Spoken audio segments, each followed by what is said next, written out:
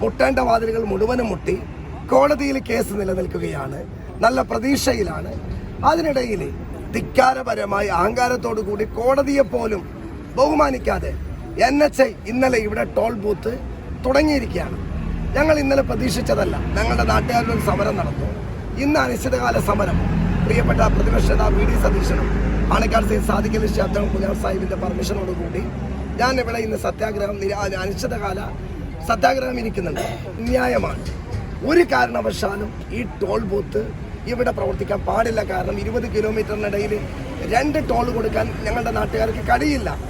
ഈ സമരം വിജയം കാണും. ഇതൊരു തുടക്കം മാത്രമാണ്. രാഷ്ട്രീയത്തിന് അതീതമായി മഞ്ചേശ്വരത്തെയും കാസർകോട്ടെയും ജനങ്ങൾ ഇതിനെ ഏറ്റെടുക്കും. BJP-ക്കാർ മാത്രമാണ് മാറി നിൽക്കുന്നത്.